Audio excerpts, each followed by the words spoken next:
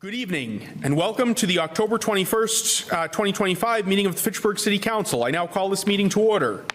Please be advised that FATV is conducting audio and video recording of this meeting for public broadcast. I ask that anyone else in the audience recording this meeting to please identify themselves for the record now by standing and stating their name and city of residence. Seeing none, at this time I ask that all electronic devices be placed in silent mode. Councillor Cragen, would you please lead us in the salute to the flag? Pledge allegiance to the flag of the United States of America and to the republic for which it stands, one nation, under God, indivisible, with liberty and justice for all. Madam Clerk, would you please call the roll? Absolutely. Councillor Cragen. Here. Councillor Cruz. Here. Councillor Di Natale. Councillor Fleming. Here. Councillor Green. Here.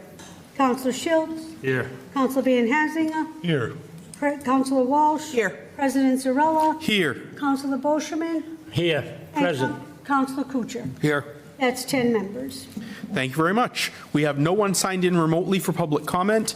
If there is anyone here wishing to participate in public comment on any matter other than that which will be covered by the Council as a whole committee, please approach the center podium, identify yourself by name and city of residence, and identify the agenda item on which you wish to speak. And you will be given 2 minutes.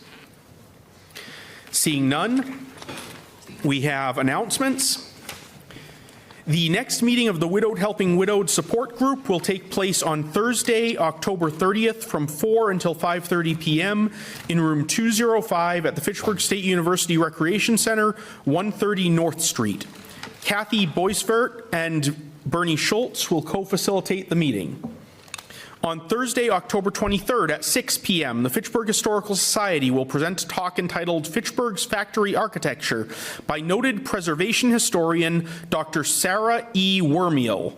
Dr. Wormiel will discuss the history of factory architecture from the 1800s into the 20th century, as is seen in many of the surviving historic factories of Fitchburg, Massachusetts. Wormiel is an instructor in architectural preservation and will look at the development of factories and industrial architecture using Fitchburg's collection of historic factories as her examples. The talk will feature new research, photographs, and site visits. The Fitchburg Historical Society is located in the historic Phoenix Building at 781 Main Street, Fitchburg, Mass. For more information, visit fitchburghistoricalsociety.com or email welcome@fitchburghistoricalsociety.com. The municipal election is being held on Tuesday, November 4th, 2025 from 7 a.m. to 8 p.m. Please review your new polling locations for wards 1, 2, and 5. The last day to register to vote in this election is Saturday, October 25th at Fitchburg City Hall from 9 a.m. to 5 p.m. In-person early voting is being held at Fitchburg City Hall starting on Saturday the 25th and ending on Friday, October 31st. 8:30 to 4:30 Monday through Friday. From 8:30 to 4:30 Monday through Friday. Vote by mail applications will be accepted through Tuesday, October 28th at 5 p.m. If you have any questions regarding the upcoming election, please contact the city clerk either by email at cityclerk@fitchburgma.gov or by phone 978-829-1820. The Fitchburg Health Department and Fitchburg Police Department will once again partner to participate in National Prescription Drug Take-Back Day. This is a safe, convenient, and anonymous way to dispose of unused prescription drugs. This event will be held on Saturday, October 25th from 9 a.m. to 11 a.m. in the back of the Legislative Building, 700 Main Street. Residents must enter via Boulder Drive and drop off their prescriptions without leaving their vehicle. All items collected are boxed and transported by the police department to a site for incineration. There will be resources and Narcan available. Call Sue Christensen at 978-829-1855 54 for more information. And last but not least, the City of Fitchburg Health Department Outreach and Prevention invites local residents to attend a Narcan and overdose prevention training on Wednesday, October 22nd at Making Opportunity Count, located at 40 Fairmount Street. Doors will open at 5:30 p.m. for a free meal and resource tables, and the training will begin at 6 p.m. Participants will learn how to recognize an opioid overdose and what to do if one occurs. You will be instructed when and how to use life-saving Narcan, and Narcan will be distributed to all who attend. Pre-registration is not required, but is recommended. Please call Sue Christensen, again at 978-829-1854 to register or with any questions. That concludes our announcements. Report of the Appointments Committee. Councillor Croucher. Thank you very much, Mr. President. The Appointments Committee met earlier this evening. We took up one new appointment, Fitchburg Board of Library Trustees, term to expire October 1st, 2028, Jillian Jenkins, and she was unanimously approved. Motion to approve. Do I have a motion? Second. I have a motion and second. If there is no objection, that is approved by unanimous consent. Report of the Committee on Records. Councillor Walsh, if you would. I don't mind at all. I've reviewed the records, and they appear to be in order. Make a motion we accept. Second. I have a motion and second. If there is no objection, then it is unanimously approved. We have communications from Her Honor the Mayor. I'm going to jump around a little bit. You'll see why in a moment. We have a new appointment of Emily S. Randall as a member of the Fitchburg Historical Commission for a term to expire November 1st, 2028, and reappointment of Donald Ostrowski as a member of the Fitchburg Historical Commission, term to expire February 1st, 2028. Those both will stand referred to the Appointments Committee. We also have a new appointment letter of Anthony Russo as a permanent full-time firefighter, and we have a request for suspension of the rules on that item. So moved. I have a motion. Do I have a second? I have a motion and second. Any objections to suspension of the rules on this item? Seeing none, the matter is before the council. Chief? Good evening, Mr. President and council members, and thank you so much for the suspension of the rules today.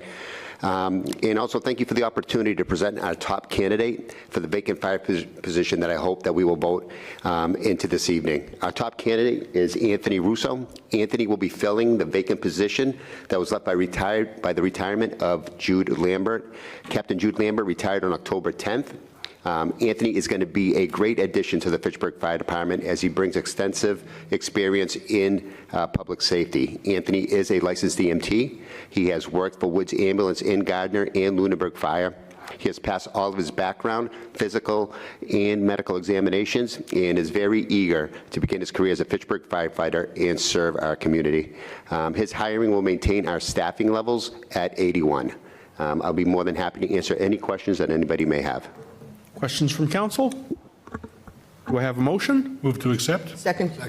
I have a motion and second to approve the appointment. If there is no objection, congratulations, you stand unanimously approved. Thank you very much, everyone. Thank you. Congratulations.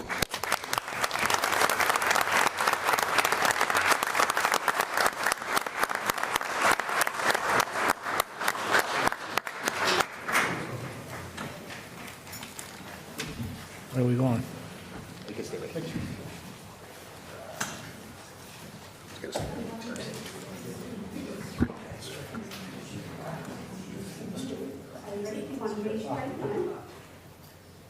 I state your name. I, Anthony Russo, Do solemnly promise and swear do solemnly promise and swear that I will faithfully and impartially, that I will faithfully and impartially, and to the best of my knowledge and ability, and to the best of my knowledge and my ability, perform and discharge perform and discharge all duties incumbent upon me all duties incumbent upon me as a permanent Fitchburg firefighter. as a permanent Fitchburg firefighter. So help me God. So help me God. Congratulations.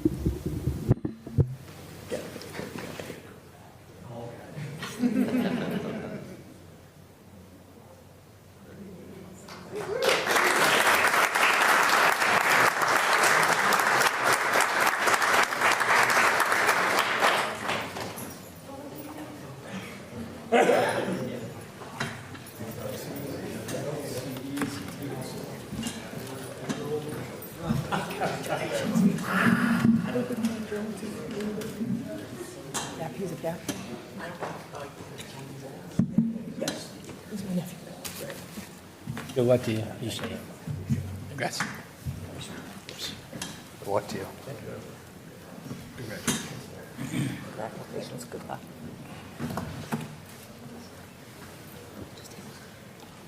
Congratulations, my friend. Welcome. Godspeed to you. Thank you. Thank you so much.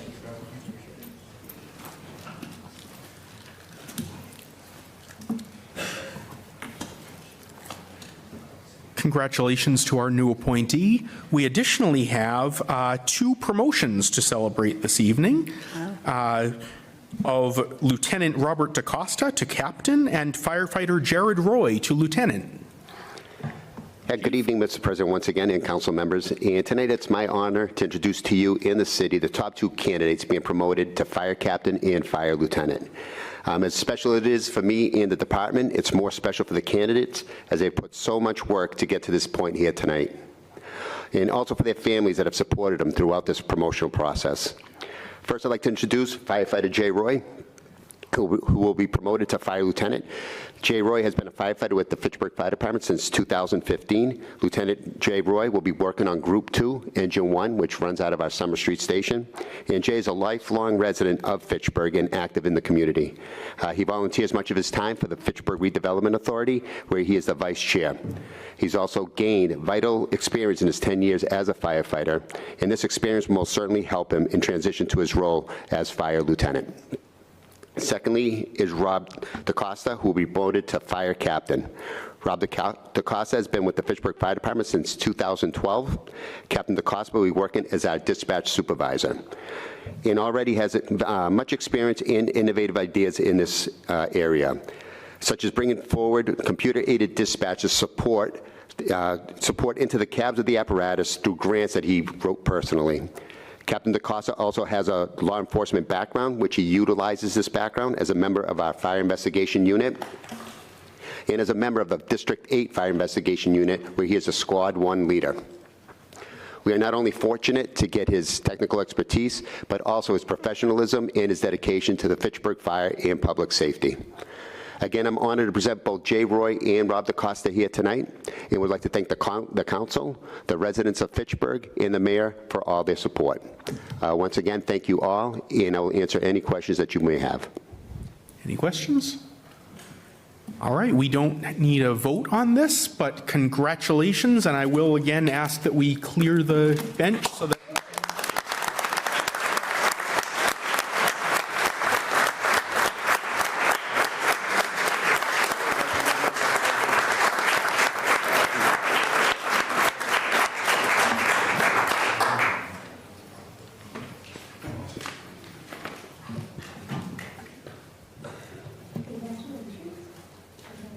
So I'll do each of you, and when I state your name, we'll do your name, just that order, okay? You ready? Congratulations. Raise your right hand. I state your name. I, Robert DaCosta. I, Jared Roy. Do solemnly promise and swear Do solemnly promise and swear that I will faithfully and impartially, that I will faithfully and impartially, and to the best of my knowledge and ability, and to the best of my knowledge and ability, perform and discharge perform and discharge all duties incumbent upon me all duties incumbent upon me as as a captain of the Fitchburg Fire Department as a lieutenant at the Fitchburg Fire Department for the city of Fitchburg. for the city of Fitchburg. So help me God. So help me God. Congratulations.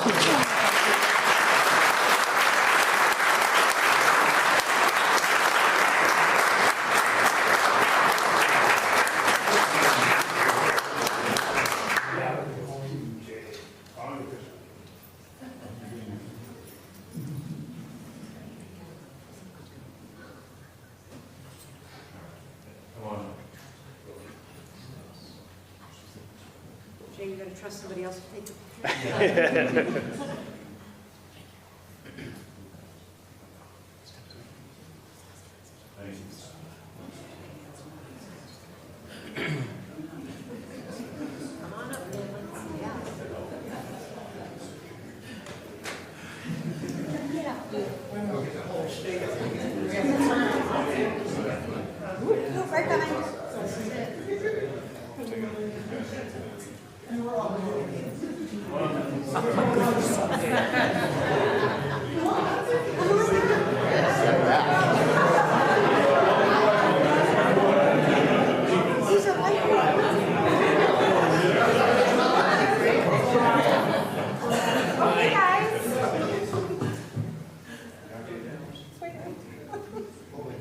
Right behind you.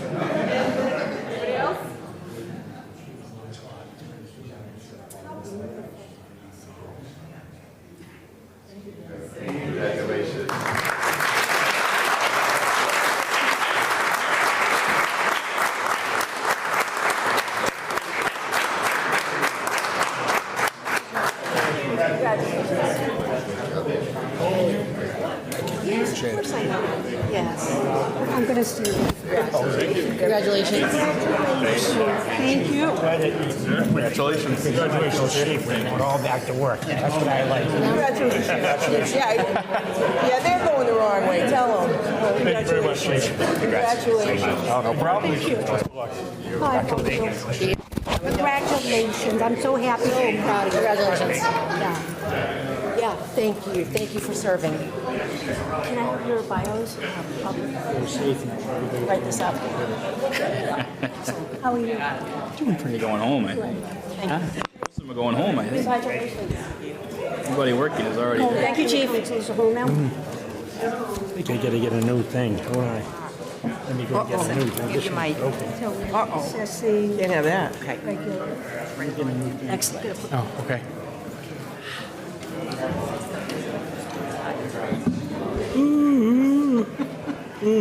I see your picture. See you. I don't see. Do you see him? I don't see him.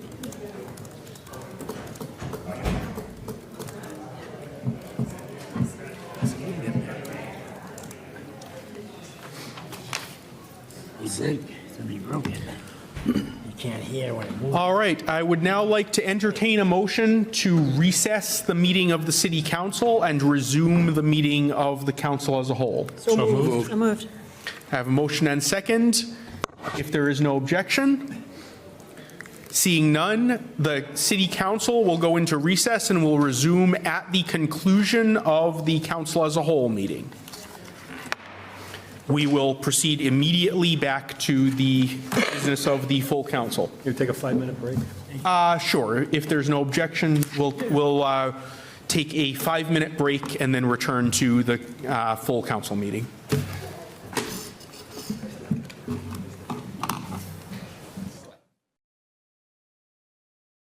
Now resuming from recess at 8:17 p.m.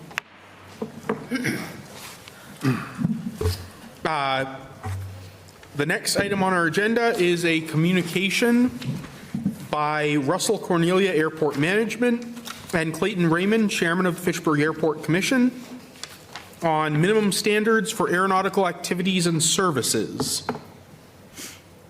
I don't see them here. If it's all right with everyone on the council, we'll set this item aside for the moment, and if they come before the end of the meeting, we'll go to it then. It's just the report. I think it's a report, not a... I think they were planning on making a presentation. If I have misunderstood and it was only intended to be a textual report, then I apologize, and we will take it as such. We, just for a point of clarification, we do have that whole report in our packet. Yes. So was that, I just had been under the impression that they were planning to come to talk about it as well, but I could have been mistaken on that. okay, thank you. Next, a special presentation of Building Commissioner Felix Zemmel regarding the South Street Treatment Facility project. South Street Treatment Facility project. Or, yes, South Street, yes, sorry. I hadn't thought of it under that title, and I apologize. No problem. Thank you, council members. Thank you, Council President Zarella. So I've been thinking of this not as South Street Treatment Facility, but as the former Notre Dame building. And the impetus behind this presentation is because of what the board was discussing earlier today, transparency. What's happening, as many of you know, this building has been vacant for many, many years. It's been in disrepair for many, many years. The police department has routinely been called out there and has had additional patrols because of kids breaking into and people breaking into the building. And they've had multiple potential buyers over time. And it's probably close to a year ago now, my office was approached by a gentleman, Gene, who runs a treatment program. I wouldn't necessarily call it a treatment facility, but a treatment program in Dracut. And he was looking to purchase the property, and he started engaging me in discussions. And he immediately, first thing that he said to me was, Dracut says that I'm protected under the Dover Amendment. So, and I said, I'm not sure about that. And unlike other applicants, he didn't jump to, well, let's get lawyers involved in this. He wanted it to be a communication and discussion with me and with the city and try to address this as partners.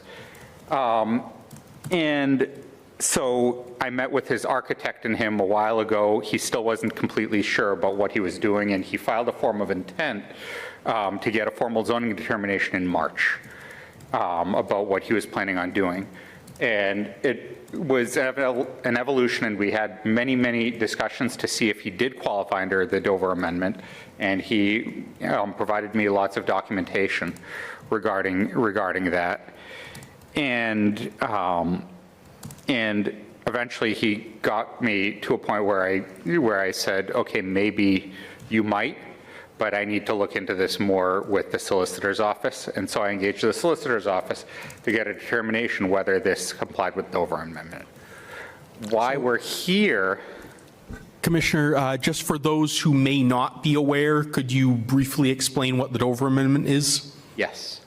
So the Dover Amendment is a principle that's built into Massachusetts general laws that says that certain use groups are allowed in every zoning district, no matter what the zoning in that district says, with reasonable regulations by the city regarding things like setbacks and size of buildings and certain site-built features. But it allows uses, and those uses are things like childcare facilities, educational purposes, municipal facilities, and agricultural facilities. And now the newest one is the ADU law that says that ADUs are protected under this concept of Dover Amendment as well. And so there's a list of them, and they're allowed reasonable regulation, but you can't say no to the use in certain zones if it's deemed part of the Dover Amendment. What happened in this case was it actually dates back to a different property, and why it's relevant and why we're here versus at a planning board meeting is because historically with these Dover Amendment properties, the building commissioner sent these Dover Amendment projects to site plan review, because under the general laws, you can do site plan review on Dover Amendment properties. That is allowed. That is one of the allowed restrictions, we'll say, for these land uses. The challenge is that Fitchburg's zoning changed a few years ago. and the table of uses changed in its structure a few years ago. And so some of the corresponding language in the site plan review provisions did not change when that changed. And so even though we would think that this would have to go to site plan review, this falls under a use category. How our zoning ordinance is set up is each type of use falls under a specific category. And Dover Amendment uses are all bulked under this category known as exempt uses. And previously, exempt uses still had to go to site plan review because they were actually categorized not as exempt, but as, I think, institutional uses, is the history that I've been able to piece together. And when we created that separate category of exempt, we never updated the language. And because the site plan review ordinance, the site plan review language lists out each of the use categories and it does not list exempt, it's the only one that's not listed, we aren't allowed to, under our city zoning, require site plan review for anything that falls under Dover currently, until and unless the planning board and this council make a change to the zoning ordinance to include exempt uses in that list. And at that point, Dover Amendment properties would be, have to go to site plan approval. And so what brought us here is that under Dover Amendment, we can't require them to get a special permit because the use is allowed. So the only thing we could do really is site plan review. And because our zoning ordinance doesn't require site plan review, that meant that there's no opportunity for the public to weigh in and hear and give their voices.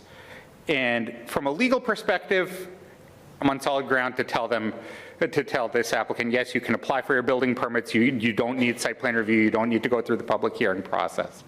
But I'm also hearing from a lot of residents and counselors, especially Councilor Schultz, and I've heard from a couple of other counselors, have been hearing from residents and calling me and calling on a very regular basis. And so when Councilor Schultz and I were talking last week, and I explained to him the Dover Amendment, he said, well, I guess we'll have to explain to people that this is the law and this is what it is. And I said, yes, but there is one other option. Maybe if we could do a special report to the council so that I can present this publicly and explain it to the council, that might give the public the opportunity as well to at least be heard and understand. And even though there is no action requested from the council, so that the council can know what's happening, because I'm sure that it's not just Councilor Schultz that's being called. I think Councilor Boschman told me he's heard about this from others, and I've been approached by other councilors who've also heard about this and asked me about it. Council President Zarella as well has approached me on this.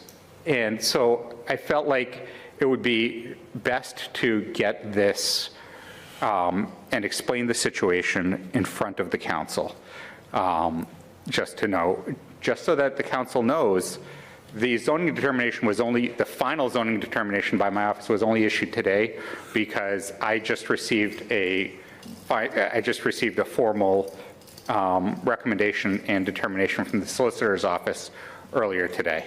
And I wasn't comfortable issuing the zoning determination without coordinating it with the solicitor, just because there were questions about whether Dover Amendment was applicable in this use or not.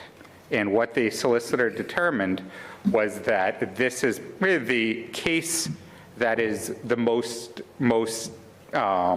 precedent setting in this was a 2019 case that came in front of the Supreme Judicial Court. That was McLean Hospital versus the town of Concord, I believe. Belmont. No, I think this was one of their Concord facilities. They're located in Belmont, no, town of Lincoln, sorry. It's McLean Hospital Corporation versus the town of Lincoln. And they are in Belmont, they have a couple of them. And what the SJC was deciding was whether this treatment program that McLean Hospital was running in Lincoln, if that qualified as an exempt educational use, and if the treatment was considered accessory to it and subject to the Dover Amendment. And they gave a long rubric of what makes it so. And the solicitor's office said that the proposal that Jean is proposing is a carbon copy of what the McLean Hospital case was, meaning it's pretty much exactly what the SJC looked at when they looked at McLean. They get a certificate of completion at the end of the program.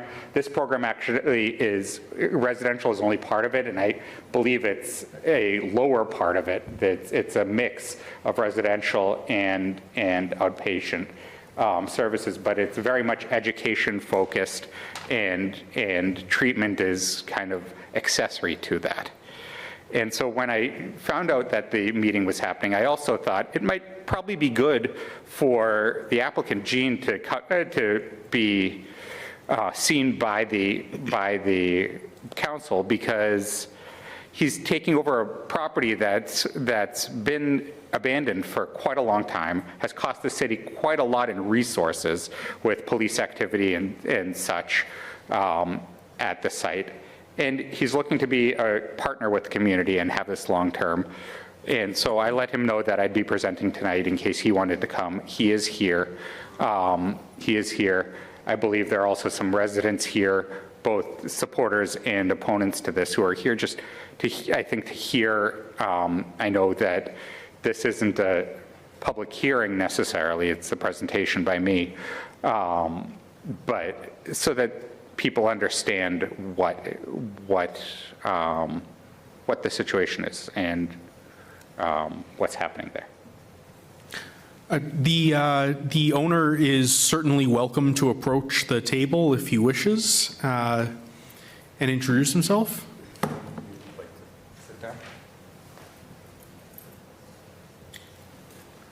Welcome. Good to put a face to the name. Thank you so much, Mr. President. My name is Jean-Marc Chazot. I'm from Bolton. I'm actually went to school here in Fishburne. I graduated from Fishburne, my MBA in 2011. And soon after I graduated, I joined the military, which I served like 12 years in the military. And I actually left the military last year.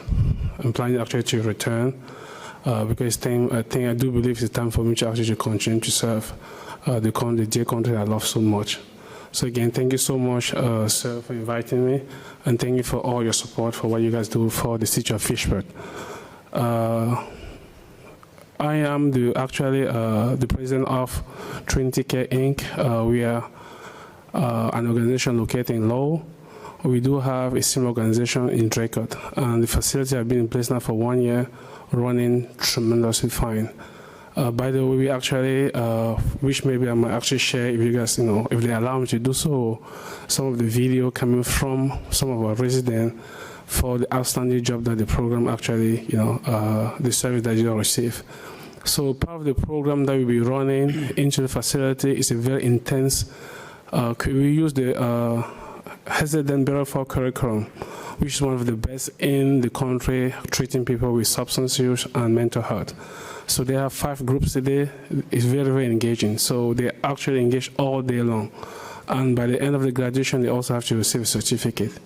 And part also the program is actually also helping them to find a job. That's one of the requirements to actually graduate from the program. So we make sure that they actually receive a job. We also involve with, like in law, for instance, I'm a board member of Mass Hire. So one of the relationships with Mass Hire is actually to find employment for those folks so that they can, it's basically community reintegration. And that's part of the requirement. So when they graduate, we give them a certificate and they can actually go to the employer and say, I've graduated, I'm clean, actually I can work. Thank you. Are you willing to take any questions from councilors? Yeah. Councilors, I'm sorry, you're pointing down there, or are you? Well, I got a question, but she's got her hand up first. Oh, okay. Councilor Green. Thank you. Can you describe what a day would look like for either the residents that are living around your facility? What does that mean? So on a day-to-day basis, is it, individuals coming in, getting treatment? Are they there for an extended period of time, a 14, a 21-day, a 90-day? What does it look like on a daily basis at one of your facilities? Thank you so much, ma'am. Actually, that's a very good question. I think that's one of the reasons a lot of neighbors actually, especially my neighbor here, is trying to find out, he just asked me the same question, right? So I think based on the fact that it's a structured program, so our residents are not allowed to maybe, going around the neighborhood. It's in the first, they actually spend the entire day in the facility. And the treatment program is between 3 to 6 months. And once you graduate, some people, when they come to the facility, within 2 or 3 months, in the final, it depends on the level of treatment, right? And they graduate from the program. So there's no actually going around the neighborhood and tour around the neighborhood. It's the same program having Draco. We're very strict about in and out of the program. By the way, they cannot just get out of the program when they want. So the first month in the facility is very intense, right? Like I say, it's 5 groups a day. You also have to maybe a counselor 1 or twice, depending on the need. And we have a lot of case manager as well. So it's a 24-hour structural program. So if they have doctor appointments, someone actually should bring them to their doctor appointment and come back in the facility. They're not allowed to leave the facility without supervision. What's the max load of your patient load at this site? So currently, the program could allow to have, because it's such a big facility, close to 45 residents living in there. But given the level that, as you guys might be aware, the addiction level is actually decreasing, which is a good news, right? Because even in our facility in Draco, we're not full capacity load as of yet. Because we know that our resident, the level of addiction is actually decreasing in Massachusetts is a good news, and that's what we want, right? So we put in the facility will allow to have up to 45 beds in there, but we are not quite sure that we actually have a 45 bed, given that you have other program also that, because the goal for us is actually allow the program to the patient to be independent. That's the key goal, right? They come in for the treatment, and then when they leave, we find them a job, and they can be independent. And you said 5. How many? 5, 45, 25? 45. Up to 45. 4-5 or 2-5? 4-5. 45. Yeah. And at least a 6-month stint? So 3 to 6 months. So we, again, when they come into the facility, they have different level of, some people just, the addiction is very, very large. Some people have like just alcohol. The way we treat them is different from someone that has maybe opioid addiction, right? Because they have to step down from inpatient. So it's not from the street. They come in out of inpatient when we take them, and that's the last step for them to get back in the community. Do you administer Suboxone? No. Are you doing any drug rehab at this facility? No. So strictly alcohol and mental health? Mental health, correct. Thank so you. Suboxone, usually if those that have Suboxone, they have to drive them to a clinic to actually administer it over there. And you're not going to do that? No. Thank you. I'm done. Thank you. Councilor Schultz. Yes, I had one question for Felix and one question for the owner, Gene. Yes, sir. Felix, you said the determination was made today by the city solicitor. Now, is there appeal allowed by the city regulations that they can appeal the decision? So, the abutters? Just a correction to that. Thank you, Councillor. Just correction to that. The solicitor gave me their advice. I made the determination. And I made the determination letter today. And under Mass General Law, Chapter 40A, the zoning law, impacted abutter or an impacted party does have 30 days from the date of the determination to appeal my determination to the Zoning Board of Appeals. Well, and that would be filed through the online portal or through the city clerk's office. I mean, you made that determination based on the city solicitor's advice? Yes. Yeah. Yes. Okay. But, yes. Yeah. But technically, I'm the one that made that. Okay. Thank you. Question I had for you, Gene. Yes, sir. You mentioned outpatient. You're very strict about the residential beds. How is the outpatient? I'm sure the abutters are concerned about people that come in and out of there on a basis. I mean, they leave the same day? Do they Do they stay a while? They're not, if they don't take a bed, they're not residential, of course, so how does the outpatient part of it work? So the outpatient component is a clinic. So they have to be, or we affiliate with a lot of clinic locally. But when they're in the resident, they receive all their services within the facility. They don't have to leave the facility. Of course, they can maybe decide to have their own outpatient clinician as well. But they have to, we have to actually coordinate the transportation with the other outpatient facility. But everything is within the facility. So are they driving there, or are they being transported there? They're being transported there. Okay. So it's a step down. They have to be discharged from a facility. Okay, thank you. Thank you, sir. Councillor Boschman. Yeah, hi. Yeah, so you're not going to take any walk-ins, you're telling me that? So No. I can't walk up South Street to go into your clinic? You're So telling me? the part of it, we have to be cleared by medical doctor to actually for us to take you in the. It's not a clinic, sir. It's a residential treatment facility. So if you have been discharged from the hospital and maybe need extra support, that's where you can come in. And you have to go by our policy. We have a very, very strict policy. We have to actually make sure that we have 1 week strict orientation to see if you actually fit our program. My question, I'm a smoker. Where do you smoke?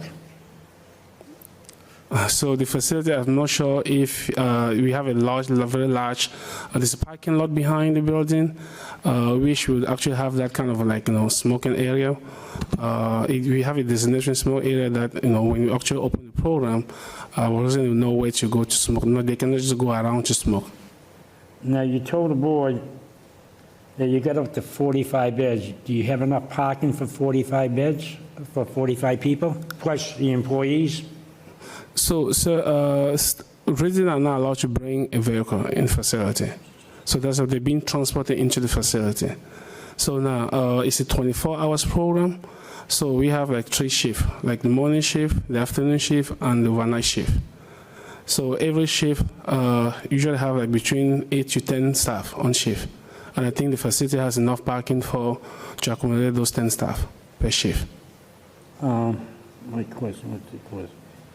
You're not going to get no drugs there. There's not going to be like a Spectrum house where you can get, if you're hooked. It's just alcoholism, right? So they come in there just to get a treatment. So in order to actually get away from drugs, that's the purpose of the facility, to get away from drugs. Get away from drugs? You've only been open a year, right? Down at Jacob? Correct. 1 year. So you don't have a track record to be actually saying to me that you have a track record. So we don't know if you're doing good work or mediocre work, because you have no track record. Of course, I do have a track record. That's what I'm saying, that we do have a lot of testimony from our former residents that have been doing well, right? And also we can have, some of our residents, like the neighbor, that can actually testify that, no, we have not caused any burdensome to anyone around the community. You guys feel free to call maybe the town hall in Draycote. We have a very good relationship with the city or the town of Draycote. Outstanding relationship as well as the town of Fishburne, the city of Fishburne, of Lowell, I'm so sorry. But my question to you, and the town of Draycote does it have a population of 40,000 versus 42,000 here? What's the town of Draycote, probably 18, 20? I'm not sure how many the size of the population of Draycote. And are you in a residential area versus? Yes, sir. You are in a I'm residential? actually close to the town hall, like a high residential area. Because I will call Draycote. Feel free, sir. Yeah. And I got a question for Mr. Zimmer here, the building committee. Are you telling us that when we changed the zoning that we literally kind of screwed up on some of the interpretations? That we didn't, huh? Yes. So to answer your question from a second ago, their population is 32,400 in Draycote. And I believe that this is like their location is pretty much across the street from Town Hall. I've heard from the building commissioner there, because as you can imagine, I've done a lot of research on this. I've heard from the building commissioner there that The biggest challenge was that he kept getting taken advantage of by contractors, but that ever since they've been in operation, they've been amazing partners to the town. I'm going to have to say thank you. Thank you, sir. But I'm not going to say thank you yet because you haven't come to Fitchburg yet. My question to you is the 45 beds have a, my wife was dealing with mental health, not her got issue, she worked for the hospital. And she told me that a lot of these programs are too short, that they should be actually longer for people to get actually better, that 6 months should be about 9 months to a year. Is that true? I mean, you work with this kind of thing. This is what they claim. This is what some of the experts even claim when you watch TV, and they say they're not in there, the treatments are not long enough, they're too short, you can sign yourself out. Can they sign themselves out anytime they want? So, of course, treatment is at will. So we can force treatment, to a resident, right? But we have a strict policy in place. That's why we are very strict on the admission. So admission criteria is very, very strict. You have to step down from either TSS program or CSS, which is this high level of care when it comes to substance. So, and that's why we take most of our patients from the CSS or CSS program. So they have been in treatment already. They're being treated already? Yeah, correct. All right, so I'll yield the floor for now. I'll be back, sir. Councillor Walsh. Oh, I didn't have a question. Oh, I'm sorry, I thought you did. Councillor Cruz. Thank you, Mr. President. Gene, thanks for coming in today, and thank you for your service. Thank you, sir. To the country and the military. I really appreciate it. And for doing what you do to help people with substance misuse and mental health issues. It's not going anywhere, right, so we have to deal with it. I do have some concerns, though, particularly we have an early learning center right down the street from that school, and right in the other direction we have another South Street Elementary Learning Center. And I know it's kind of been asked, but I'll just really double make sure. I think what the concerns are, we're going to see these lines out front that you see sometimes at some of these treatment centers, right? People waiting for Suboxone or whatever it may be.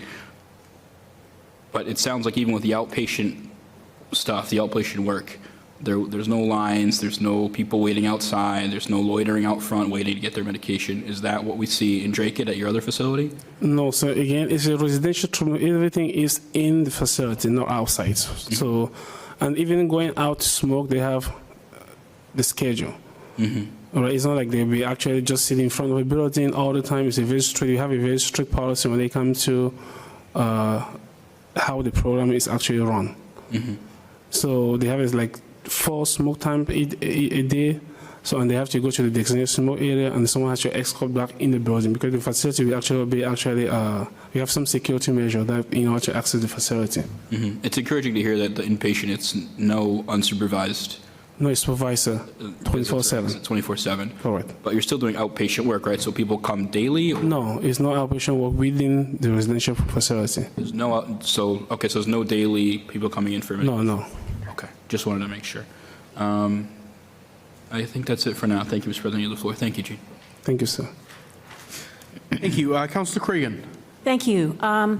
Thank you for coming before us and for your patience in waiting. Sometimes we have long meetings because of discussing a wide variety of elements. My questions are, how many folks would you be employing at your facility?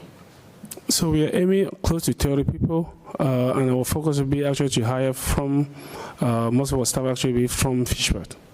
Actually, I just found out one of my residents, the Fitchburg resident, Patrick, is actually a counselor. So, hey, when we open, you actually be one of our first hire. So she's also from Fitchburg as well. So just going around the neighborhood talking to, and I found out they're all counselors. So I would love to actually employ them as working at, in the facility. What ages of clients would you be looking at? 18 up or? Yes, ma'am, 18 up. 18 and up. And these are referrals from outside the area, from doctors. It's the detox plus rehab experience. It's not a detox facility. Not detox. It's okay. not detox because detox is a really, I'd say maybe from 1 to 10 is 10. So they have to be in treatment before coming to our program. Okay. And I think I heard the number up to 45 clients. So the facility can allow up to 45 beds. And what provisions are being made for, men, women, transgender possible clients? That's a very good question. So our facility will be a male residential treatment facility. Now, that's one of the questions that our board will actually discuss about that to see how, again, we are licensed by BSAS. And BSAS has a strict rule when it comes to actually mixed use, and which that's something we're also trying to see how we can fine-tune to have maybe in the future a mixed use. But as of now, we only have male facility. It's only men? For now, correct. I understand. But the board's actually looking to see if we can have a mixed use. It's very challenging, but that's something that the board will decide, not me personally. Okay. Thank you. And while you were speaking and while questions were going, I was recalling different conversations I've had with residents through the years, particularly those who have a family member who got caught up in narcotics, got caught up in fentanyl. And I know from talking to our Board of Health and to Keith that there are some really, there are some people who it's going to take a lot of effort to get them sober once they realize they want to get sober, which they may never realize. So you're dealing with people who've made a commitment to their own health, it sounds like, that they want to support their own health. Okay. All righty. That does it for me. Thank you. Thank you so much. Councillor Fleming. Yeah, so I've got a few questions. I commend you for what you do. Thank you. But you said you were from Fitchburg. You graduated from Fitchburg High. Fitchburg and you State. moved to Bolton. Correct. Fitchburg State. Fitchburg State, okay. And you moved to Bolton. Why are you not putting this facility in Bolton? Why Fitchburg? That's a very good question, because unfortunately I could not find such facility in Bolton.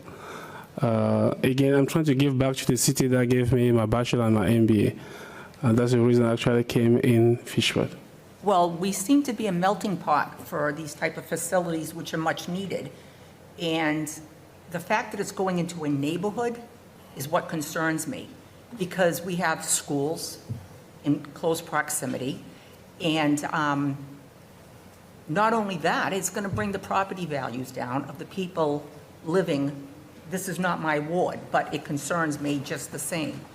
Why not find something like on Airport Road or, an industrial area? Why put it in the center of a neighborhood? So, ma'am, again, going back to a facility in Fitchburg, in Draco, I'm not sure if it is 1401 Bridge Street. So we actually have, it's really close, we have a school that's actually close to that facility, right? We have other, child care, for instance, facility really close to the facility. You have churches close to the facility. Again, we never had any issue. And again, people respect what we do. And our reason, if you don't actually, you have to be curious to find out, know what's actually going in there, because our staff during the day, the only thing you can see outside is the car parking out. It's not like people actually be spending the entire day outside, like going back and forth. You have to be really, really nosy to know what's actually, because we have to actually make sure that the resident, we have to respect for 2 CFR, which is what? HIPAA, right? It's not to make sure that they're not, because people, there's still stigma when it comes to mental health and substance. So those guys themselves doesn't want to know, they don't want people to know that they're actually part of that treatment facility. Well, I think people will know this is a treatment facility. But again, would you want this next door to your house in Bolton? That's my Of question. course, when I used to live in Lowell, I actually have such facility really near my house, and I do have 5 kids. That's Lowell. I'm talking about Bolton, where you live. Again, it's a structured program. I won't have an issue having a such facility near my neighborhood or near my house. Would. Yes, ma'am. I won't have an issue having that near my house in Bolton. And everybody that's with you, where do you all live? I live across the street. My name is Bill Burke. I live in Fitchburg. In that neighborhood? No. Okay. So I'm directly across. You're directly across the street. Under gas, it's 85 children, approximately. Kindergarten at South Street Elementary, 800. So I'm sorry, I know the counselor asked specifically, but we have passed the portion for public comment at this time. So we're just asking and answering questions at the moment. So I guess I'll just wrap it up. I'm in favor of what you do. I'm just not in favor of where you want to put it. That's all. I just Thank you. don't think a neighborhood, especially where we do have many treatment facilities in the city, that to put it smack and dab in the middle of a neighborhood is not the best thing for Fitchburg. Thank you. I yield the floor. Thank you. Councillor Walsh. Thank you, Mr. President. My question concerns how do people pay for the treatment that they receive? Is it insurance? Is it out of pocket? So we are business-funded program, Department of Substance Abuse funded program. So we are funded through the state of Massachusetts. And did you say that there are people who are outpatient and inpatient? No, it's all inpatient. All inpatient? And so the people who are being treated as in the facility, they're not leaving the facility at any point in time during the day or the evening? So if they have a medical appointment, yes, they can leave the facility, but they have to be escorted. Okay. All right, thank you. I yield the floor. Thank you. Councillor Schultz, second time. Yeah, I thought maybe, Gene, it might be a good idea to describe more about your facility in Dracut so that the residents know how many beds you have there and Sure. how you brought that treatment facility to Dracut and, you know, what you have there, if you could. Sure, sir. Again, I feel why a lot of residents might be kind of like, have a bad feeling. But one thing I can assure the city or the town or the city is that it's a very structured program. And those residents actually, by the end of their graduation, they will be ready to actually be able to reintegrate into the community without issue. I can reassure you that part because we have seen a tremendous change already into some of our residents in Dracut. And I wish actually printing all the letters, just to thank you letter they actually send to the facility almost every day to say thank you for the program to save your life. And a lot of them, they have actually a job, good paying job. I have some of them that actually went back to college, like actually enroll back into college to actually have a degree. So I think that's a good program. And how many beds do you have in Dracut, Gene? I'm sorry, sir? How many beds do you have in Dracut? We have 17 beds in Dracut. How many? 17. 17. Yes. And the place is called the Dracut House? It's Dracut House, correct. Okay. Thank you, Gene. Thank you, sir. And one of the challenges that most of the residents who actually just part of our success in Dracut is the facility is actually located across a liquor store. But I can guarantee that none of our residents actually was attempted or they never been into that liquor store to actually either buy a cigarette or alcohol.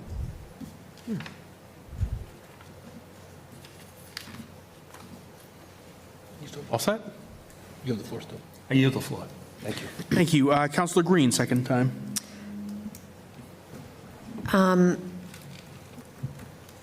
So you've already started working on this facility, Yes, ma'am. and how is that work being funded? Through private finance. Your private finance? Yes, ma'am. So the level of commitment is that you need this facility up and running to, one, pay yourself back, but to make an investment in Fitchburg. Correct. And the 45 beds, potential up to 45 beds, is that taking place are you using just the house? Or are you using part of the prep school? For now, it's just the house because we have to go step by step. And yes, So the first renovation, phase one, as we'd like to say, is the house, the house first, correct. to house up to 45 beds in Correct. that house. Yeah. Okay, and then the school facility will be where phase two or three, whatever it ends up being, what will that facility be used for and what will that look like? Again, for now, we still study exactly what it depends on. Again, everything I do, I go by the board decision. So I can't just, The reason I want you to answer because you have been going back and forth with the board to approve exactly what you want to do in with the school, right? So I don't make that decision, unfortunately. So the board, what have been approved is the house first. There's a committee now being in place to actually decide what you have to do with the school, but they want me to complete the house first and they see what the success of the house before they can approve for me moving forward with the school. And are the, I'm going to call them residents because they're there for a period of time, are the residents funded through state programs to participate in Yes, your ma'am. program? Yes. So if that funding goes away, if the government decides to pull that money, what are you going to do as a contingency, or what are you going to do with the people in your facilities? So again, the residents are there like for 3 to 6 months. And we also, some residents actually have pay privately. So we actually have residents that does not want to have get involved with insurance. They just want to come there just to have a treatment privately. So they can pay using a personal fund to pay. We also have insurance, but for now we are funded by the state. Okay. Where are the majority of the 17 beds you can fill at Drake It? Where are those people, where are they pooled from to get to Drake It? So mostly TSS program. So we have the CSS McLean Hospital actually send us a lot of patients. We have Spectrum also send us a lot of patients as well. So we do have a collaboration agreement with a lot of those programs. Okay, so the Fitchburg facility being more located in Central Mass, you would pull from our hospitals and our treatment centers as an addition to? Correct. Thank you. And ma'am, just to go back to that question, because part of the licensing requirement is actually to show that we have a strong collaboration agreement with the Board of Health here in Fitchburg and also the local hospital. That's part of the licensing requirement, which actually I'm working on it right now. So that would be Leominster Hospital, Leominster Hospital, Mass, correct. St. Vincent's, Correct. any of our hospitals here in Central Mass. Correct. You would be able to facilitate by having open beds occasionally, perhaps. Correct. It's mostly in case it comes from emergency, we can facilitate the collaboration, because part of it, again, in order to be admitted into the program, there's the admission criteria that we have to follow. We have to, a medical is one of the aspects as well that we want to make sure we're cleared by the doctor, and also to make sure that we can actually, the reintegration is a big piece of it. Because if you're medically ill, you cannot work. Because we want to make sure that you can graduate the program and actually find a job. Do you have stats or data on the Drake It facility on how many, have you had repeat people have to come back and redo your program? Thank you so much, ma'am. That's actually one of the questions. Thank you so much for asking that question. No. Everyone that left our facility so far have been so appreciative, and they're all working. Because we have it's called aftercare. We also, when they graduated from the program, we have to follow them for the next 3 months. So every 2 weeks we call to make sure they are okay. They are not actually being, So it sounds like your program could be one that maybe we should model every other facility after. I mean, if you're doing it well, there's no reason to recreate the wheel. If you've got a model and a system and an infrastructure that works, we should be able to just model that if it's successful, correct? Correct. Thank you. Thank you, ma'am. Councilor Cruz, second time. Thank you, Mr. President. My question was just asked about stats and graduation rate. So you have 100% graduation rate and no relapses yet at the Drake It? No relapse as of yet. And 100% graduation? 100% graduation, yeah. That's terrific.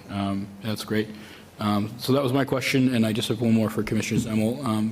Because you made your determination, the abutters will have 30 days, but from our perspective here on the council, if we all wanted this to not happen, it would be moot.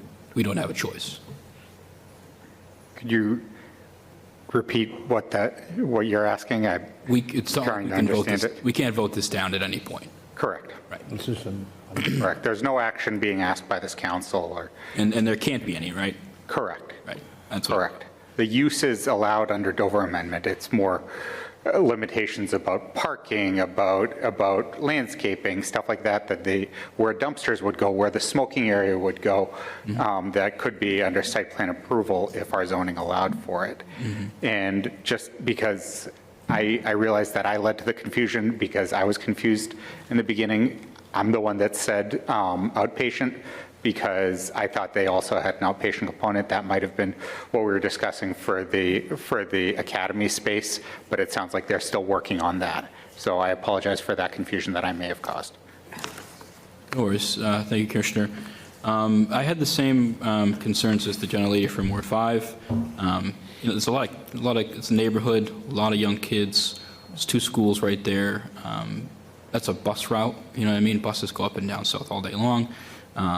But it sounds like, and we really need these things in our community and in communities across the Commonwealth. We need these treatment facilities that are proven to have success and 100% success rate and no relapses and patients getting into college and getting good jobs. I mean, I know that there's always the, should be somewhere but not here, but if we have a successful facility in our city that can help our residents who are struggling, I'm supportive of it.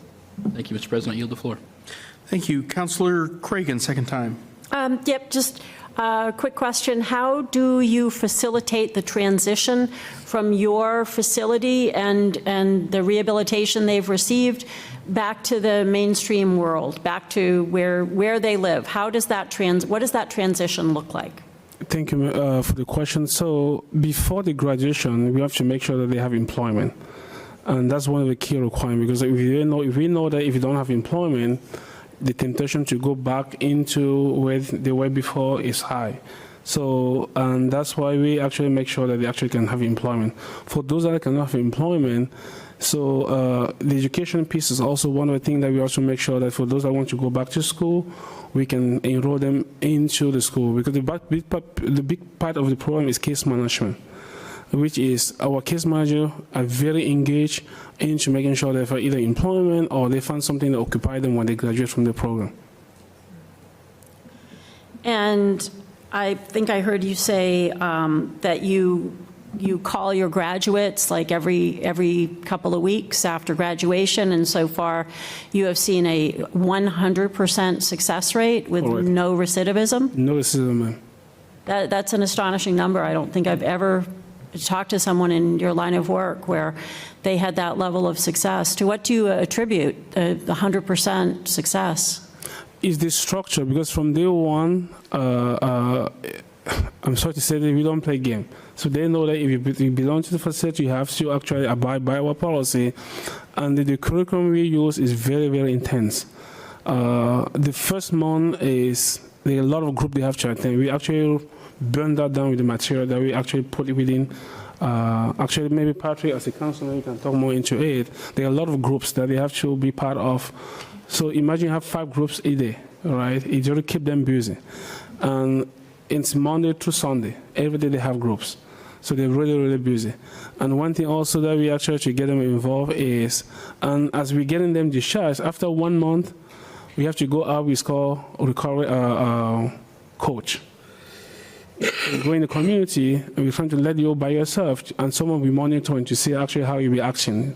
And when you come back into the facility, we will do again a drug test. Now, after you get discharged, we have a follow-up process. Every 2 weeks, we check on you. So you actually have to check in our outpatient. We come in our outpatient, we actually do a drug test on you, and also if there's anything that we found out, we might also maybe have you maybe go back into the TSS program. But so far, we have not seen any issue with a lot of our residents.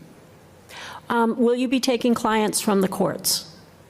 But they have to actually be admitted within 60 days from the inpatient. Okay. I'd just like to remind everyone, we do have the sheriff's office down on Hartwell Street on the other side of the YMCA. And as far as I know, and I'm there once a month with therapy pets, there's never been any issue with the sheriff's office on that side of the building and the YMCA with its daycare and other amenities on the other side of the building. And this goes back many, many decades in Fitchburg. So thank you. I yield the floor. Thank you so much. Councillor Brochman, second time. Yeah. You said you graduated from the University of Fitchburg State in 2000 what? 11. 2011. What was your degree? Are you got a master's? Yeah, I have an MBA in accounting. And what? MBA in accounting. Accountant? That's a far cry from Yeah. my question, I'm not as nice as they are. I think success rate, to me, is good right now. You only been in business for a short time, you said it yourself, so you can say all you want to me. Come back to me in 5 years and tell me your success rate.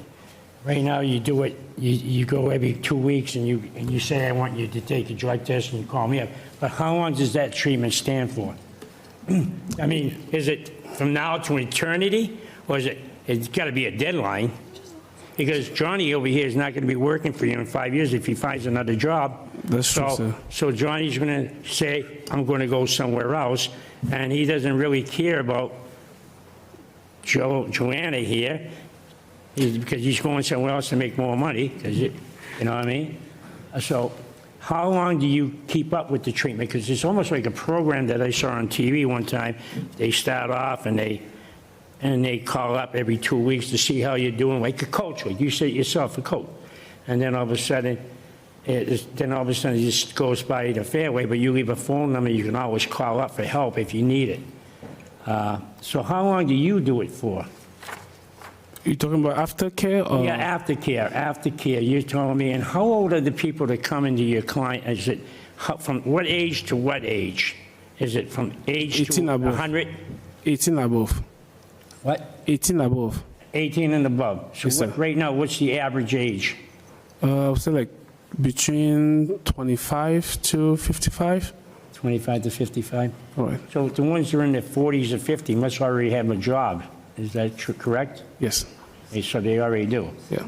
So basically, speaking for themselves, because they don't want to lose their job. They're there probably because your employee says, hey, you have a problem, we don't want to discharge you, we don't want to lose you, you got to go for treatment, Correct. right? So that's kind of a secret sauce you're asking me about. I have to respond to you, right? So part of the aftercare program is we assign each of our former resident a recovery coach. Right. So recovery coach is someone that has been in substance before, actually has been sober for some time, and then they can actually, and that's part of our big success so far, because we have a collaboration agreement with another organization called the Bridge Club. So they train recovery coach. So, and those recovery coaches are the one actually go check on the patient on a weekly basis. And the counselor also has to check on the patient bi-weekly. So for 3 months, that's actually huge. That's after just 3 months, and Yeah. then you're on your own. Yeah. Oh, don't give me, I want to make it very clear to you. I know I talk kind of rough sometime, and I'm not as gracious as they are and build up your thing, because I look at success a lot differently. I see a lot of these clinics coming in, and all it is about money. It's really not about the patient. You say it's about the patient, but basically it's about money. That's the way I see some of the programs. And when you talked about coaches, I think coaches work with the ARC program. Let's use the ARC. I'll use the ARC because my son's special needs person. And all of a sudden they hire people, and everybody's concerned about the person, but then you get somebody in there that doesn't really care about the person, but he's still there, and he doesn't really care what they do. I've seen that happen too, and this is why I'm very protective of what I say, especially in Fitchburg. I'm grateful for, there's a lot of problems out there in the world today. I'm glad I was brought up where I was, where there was more communication, there was more a community aspect. It wasn't a rate for me and screw everybody. Everybody was concerned about one another, so you really couldn't get in a lot of trouble like today you can. And there was a lot of social peer from your peer groups, but we worked through that. Today it's a lot of peer pressure and that, and I feel bad for a lot of the people, especially when I see them on Main Street, and some of them I know, I really get upset. So I'm not trying to find fault. I don't want you to think I'm finding fault with you. I'm very critical of these kind of programs. I don't see, I make sure they do it, because I just say to myself, all they are is in there for the money. and that's all it is. The money comes flowing in, and it's just to say, for votes, we're doing something marvelous for the communities to help the people that got problems. And all of a sudden, like I said, over here, he's working hard, but then he finds something else, you get somebody else that doesn't work as hard as him or her. You know what I'm saying? And your success rate, to me, is not that much important because you haven't been in business that long. You said it yourself, Jacob. And how many years you said? Five or four? What? Jacob? No, Dracut House, 1 year. Dracut House. 1 year. Dracut House. Jacob House, yeah. Jacob House. How long you been in business there? 1 year. 1 year. So, But I do have a lot of experience in the business, sir. you know, so I can't give you credit because it's only 1 year, so, 1 year thing. So how can anybody sit here and say you did a marvelous job? You know, you haven't done a marvelous job. It's only 1 year. We have nothing to base it on. What we're hearing from you and what we're hearing from anybody else. But my question is, if the courts are referring you to the hospital, McLean, how do we know what kind of a client you're getting? Is it a level 3? It's level 3, sir, correct. You take level 3.1. 3s in that? 3.1. Huh? Level 3.1, sir. 2.1? Yes, 3.1. 3.1s? Correct. So they're level 3s? Yes. So they can actually be sex offenders, too? But you're saying to me, no? Oh, problem, no. Well, if they come, let's say if they get a problem and they come from the hospital and they want treatment and they spend their 30 days in the hospital and at the Spectrum House up there at the hospital in Worcester and they recommend you, do they do a query check? I don't think they do a query check. So we do have a very, very strict guideline when it comes to admission. What's that? So prior for the patient coming in, we have to receive the patient record first. We review it before we can accept the patient in. Okay, all right. Like I told you, sir, I do have 5 kids, and they're all little, from 2 to 10. So I'm really cautious of that as well. Let me ask you a question, and this is off the record, Counselor. I think everything's on the record at the moment. You get no gray hair. Your kids don't get on. I mean, you're a young guy. The rest of the kids are giving you a headache, so that's why you're losing your hair, too. But anyway, I yield the floor right now. I just wanted to ask these questions, and I don't want to get discouraged. I'm not trying to put you down. I just have high standards. I believe in certain things, and I like to see a record. Then you can judge things. I can't give somebody credit for a year's time. I appreciate what you're doing. You're trying to help the problem. It's an immense problem that we have, and God bless you. And I don't usually say that either, but. Thank you, sir. So, and you're the floor. Thank you. Councillor Fleming, second time. Just a real quick question. Are you for-profit? Non-profit. You're non-profit? Correct. Okay, thank you. Thank you. I saw Councillor Cragen. It's been 2 times already, so. Go ahead, Commissioner. Just to answer Councillor Fleming, a little bit more detail. In order for it to qualify under the Dover Amendment, it has to be a nonprofit. For-profit doesn't qualify under Dover Amendment. So then that would lead me to a second question. Were you once for-profit and then changed to nonprofit? No. So I've run several organizations. So I'm really serious entrepreneur, like, if you still look at my background. So we have other companies that I'm actually, some of them I'm president, some of them just, simple, like, on the board. But I have several companies that I'm currently running. And actually one of them will be here in Fishbird. That will actually be in the tech sector.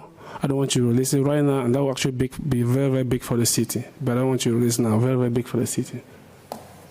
Yeah. Thank you. So, Fitchburg has had, as you may or may not know, a fair bit of experience with what you might call more traditional sort of sober living facilities, and some people call them halfway houses. Some good, some bad. We've had some that are fairly responsible and some that have given us no end of headaches. So that's where some of the concern is coming from. But this is not that sort of facility, right? This is. No, sir. This is, will you say there are very strict rules about when people can leave and they have to be escorted and everything? Do you have your facility locked during the day? They are locked, so they can just exit the facility one by one, as they wish now. It should be locked. So this is not necessarily a secure facility in the sense of like you're keeping people there against their will, of course, but it's secure in the sense that people can't just wander off. Correct. Now, how many people total? You said you have 17 beds in Dracut, and you've been operating for about a year. How many people have you graduated through Dracut? So we have the first 6 months out of the 17 beds, we have 12 that actually graduated. We felt they were actually ready to actually be independent in the community. Okay. Yeah, so.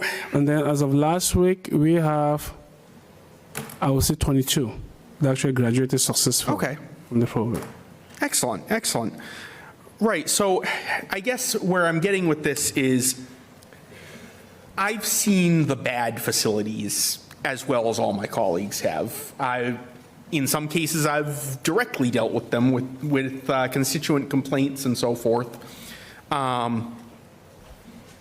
In at least 2 cases, I was actually involved in zoning board cases involving 2 facilities of varying quality.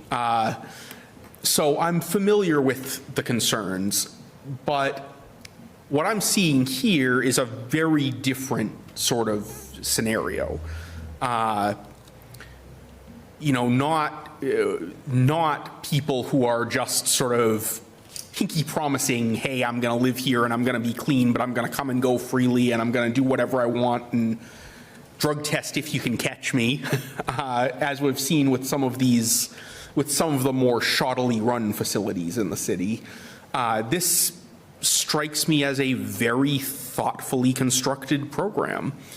And if it succeeds in helping people as well as it has, now I want to take a step back for a moment and just reemphasize to my colleagues and to the viewing public, we don't actually have a say in this. This facility has a legal right to, to operate with or without our approval. That being said, I'm optimistic. There's, in part because there would be no point in being pessimistic if there's nothing we can do about it, but in part because it sounds like this is a successful program. If it's as successful here as it has been so far in Dracut, and if it does rehabilitate a building that is currently a magnet for mischief of various sorts, then it stands the potential of being a strong net positive for the area. And if it isn't, I'm not targeting this at you, sir, I'm just saying this for the benefit of the general public. If it turns out to be a problem down the road, we have avenues at that point when it's a problem to tackle it. But until then, I'm going to remain optimistic, and I thank you very much for what you're trying to do, sir, and I wish you all the success in the world. Thank you so much, sir. Are there any further questions from anyone who has not spoken twice already? One question for the chair. For the chair, okay. If we're having if this thing is an introduction to something, I think the board should have been allowed to ask more than just 2 questions and that, because you hear them talk sometime and then you get something to ask and they ask great questions. You feed off of one another. I'm not trying to prolong the meeting, but when you have something like this and this importance of it, you're tying our hands and saying you can't ask the questions you want. I'm not going to ask any more questions because I get myself in trouble. But so, Councillor, the vehicle for that, if it were the will of the council to have a more lengthy discussion about this, would have been to refer this matter to a council as a whole. And then there would be, as there is at committees, an unlimited number of questions and answers and so forth. But since this is taking place in a full council meeting, our usual limitations apply. Oh, all right. I didn't know that because I got this. I didn't think we could. He was just coming here to make a presentation. And that's what I thought it was going to be. And I thought you were going to ask questions. But anyway, All right. I use it for. Another question, Councillor Yes, Fleming? you. This does not bring us a tax base, though. Yeah, no, I didn't say so. No, I'm just wanted everybody to know that. It does not bring taxes into the city. I mean, in that respect, I'll also note that the current vacant building isn't bringing taxes into the city either. Potential. But yeah, no, that's true. That's very true. Anyone else who has not spoken twice wishing to ask any additional questions, make any additional comments? All right then, thank you both for the presentation. Thank you for the information, and I appreciate that you were willing to do this even though you had no legal obligation to do so. That speaks positively to your willingness to work with the city going forward. And I hope that there will be no reason for any of us to need to reach out to you about any future, incidents or concerns, but if there is, I will look forward to your future availability to work with the city on that. Thank you so much, sir, and thank you so much, all the city council, for taking time to, listen to me, and I can reassure you that I will do my best to have one of the best programs in Fitchburg. Thank you again. Thank you very much. Thank you. Shake his hand. Shake his hand.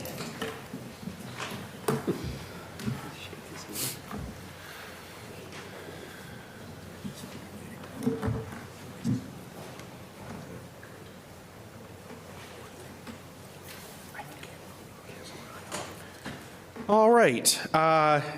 Next up, we have the report of the City Property Committee. Councillor Van Hazinga.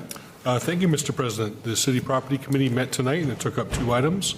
The first was 17625, and this involves approximately 12-acre parcel off Townsend Street, identified as Assessor's Map 333-1-4A. It is owned by the city and was taken by tax title. It was previously part of a single-family home subdevelopment on McIntosh Lane, and it was preserved as open space. It'll continue to be preserved as open space, but the city is selling it to another butter, Hollis Hills Farm, to be used as open space and a buffer for the farm, and also to encourage a pollinator garden to help support agricultural activity at the farm. The committee voted to recommend approval unanimously 4-0. The second item was 17725, and this involves a city-owned parcel of the wastewater lagoon treatment site off Princeton Road, divided as Assessor's Map W-11-B. The city has had some discussions with a developer to develop a recycling sorting facility there that would use the rail spur and access to the highway. The committee did vote to recommend developing an RFP process. This isn't actually the transfer of the property. This is just to start the process of looking at what we want to do there and soliciting possible uses. Thank you. And just to confirm, Mr. Chair, that second parcel, the RFP was already approved by the Water Wastewater Commission? Yes, the Wastewater Commission also heard the item last week because it is a wastewater facility. They did recommend approval, but did take note that the approval process should involve the DPW to make sure that needed DPW activities are still allowed there as much as possible, and to tailor the 2 uses together. Thank you. I saw Councillor Fleming had a question or comment. Yeah, I was thrilled watching the city property meeting tonight. I'm thrilled that Jim at Hollis Hills is going to acquire that land to do what he's such an incredible asset to the city and to Ward 5, so I'm thrilled. And then 17725, what a great use. And what a wonderful tax base that will bring into the city if it all, comes to fruition. And I just had a comment on that. Thank you. I yield the Thank floor. you. Councilor Kuchar. Thank you very much. On 17725, I first would like to thank Councilor Cragan for asking the question about the smell. The city has done a lot of work in regards to the West Fitchburg smell over the past year or so, year or two, and we finally got it resolved. And with this now coming in, that was my biggest concern. Are we bringing in yet another issue that is going to cause? And I was very pleased that the person that was speaking about this project indicated that there would be no concern about smell, and even if there was, they have a process that they can deplete the smell and actually make it smell better. So I've given him my card. I look forward to speaking with him about this project. And again, with the tax base, the increase in the tax base, I think it is a win-win. So I'm looking forward to seeing this. Motion to approve? Second. I have a motion and second to approve the recommendations of the City Property Committee. Seeing no objections, it is unanimously approved. Report of the Council as a Whole Committee. Council as a Whole met earlier this evening, took up one item, a petition by myself to create a new committee on human services. That petition was unanimously given leave to withdraw. Motion to approve. Second? I have a motion and second. Any objections? Seeing no objection, that recommendation is unanimously approved. Report of the Finance Committee. Councilor Cruz. Thank you, Mr. President. Finance Committee met on October 8th. We took up a handful of items. The first two, 167-25 and 168-25, are gifts from the estate and trust of Deanne Giacola in the amount of $77,000. The first on its way to the Senior Center, the second to the Fitchburg Public Library. Both of those were unanimously approved and accepted. The third item, 169-25, order the city approve the expenditure of grant funds from the Federal Aviation Administration and Mass DOT in the approximate amount of $2,045,000, which is to install wildlife fencing and gates at the Fitchburg Municipal Airport. It was unanimously adopted as well. The next two items were held at the request of Community Development Director Murphy, and we're going to take those up tomorrow evening.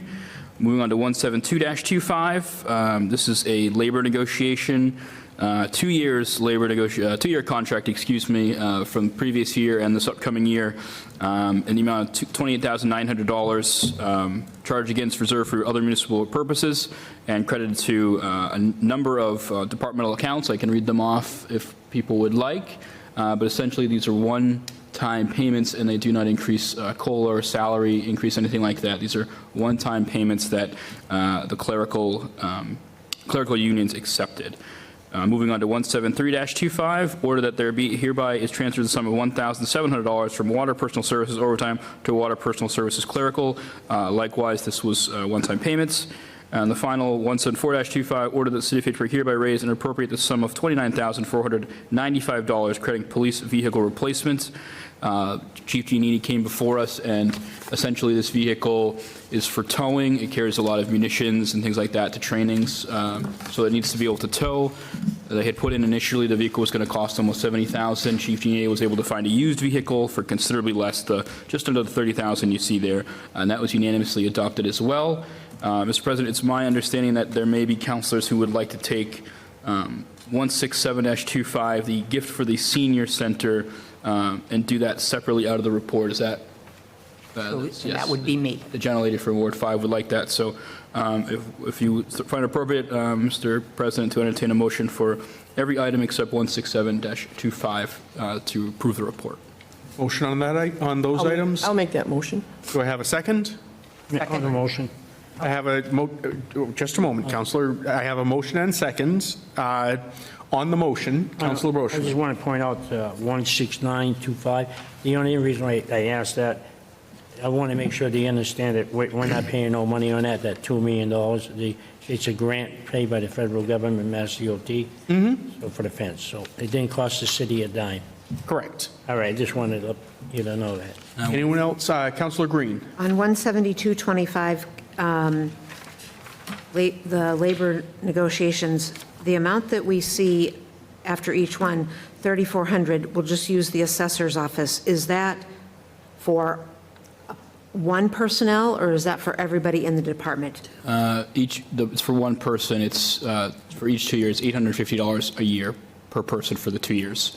So if you see 17, that's one. If you see 3,400, that's two, so on and so forth. And that does or does not impact the overall budget? It's taken from, it's taken from directly from general fund? reserve funds, general funds, yes. Thank you.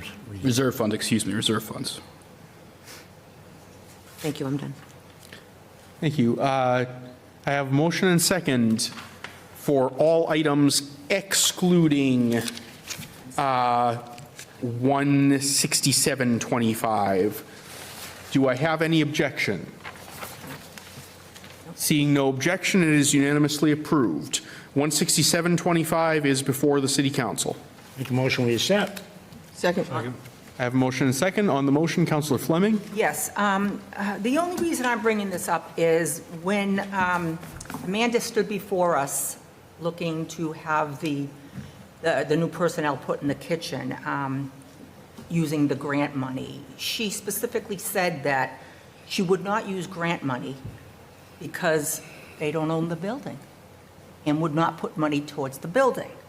So now I see a gift horse here that could go to programs and help defray costs from some of our seniors who are on fixed incomes and finding it more difficult.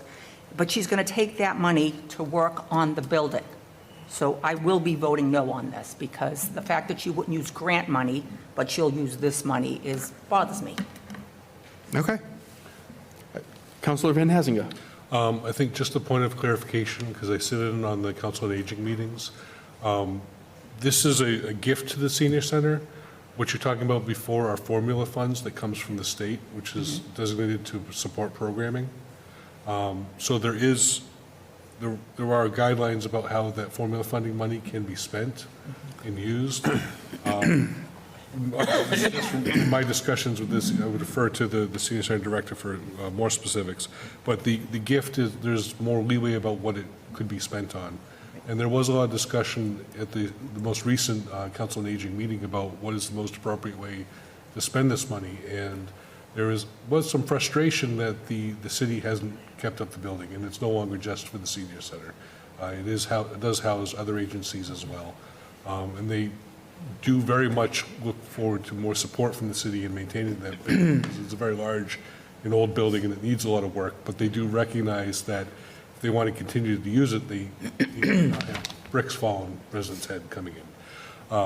So the senior center does have some funding available, including a state earmark and some funds in their budget from the city to tackle that facade project at the front of the building. Specific uses for this gift have not been identified, but it's to make improvements that will help support the programming and the mission of the senior center. And if some of that is needed for the facade, that's a priority. There's also been some other areas that need physical improvement that in areas where the senior center used have been identified, but there's no determination yet specific about what the money is going to be spent for because they don't know how much these different projects are going to cost.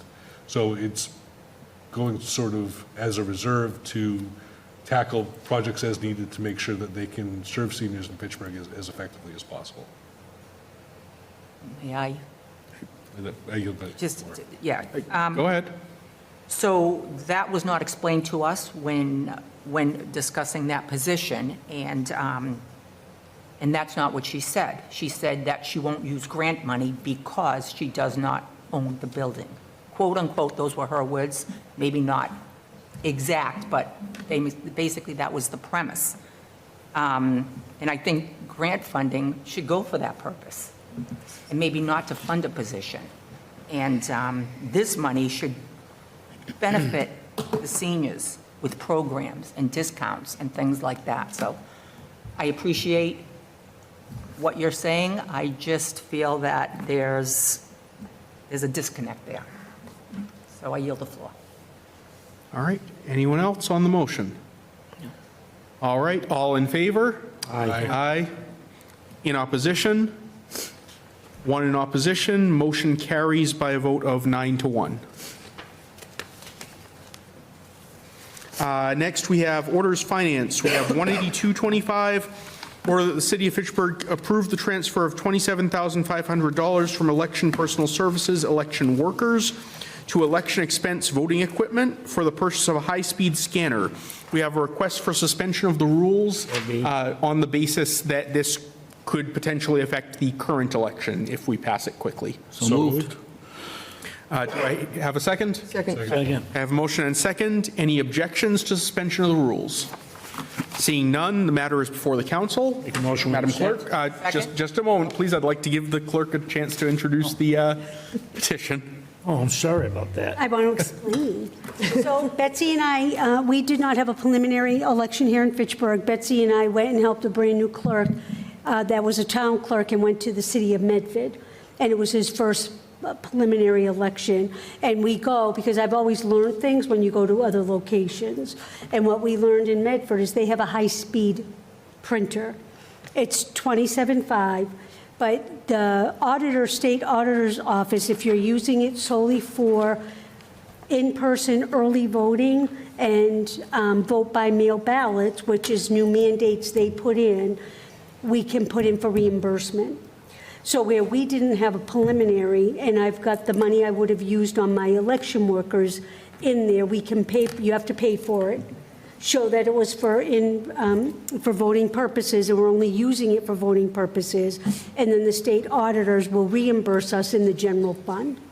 So it's really not going to cost us any money. We have to spend, but then we'll get it back. And this, for example, we did 5,000, almost 6,000 early voting ballots for the November election last year.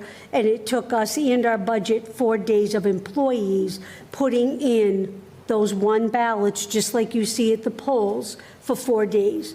We paid 3 teams. There were 3 tabulators going for 4 days, where this high-speed printer does 100 ballots in a minute.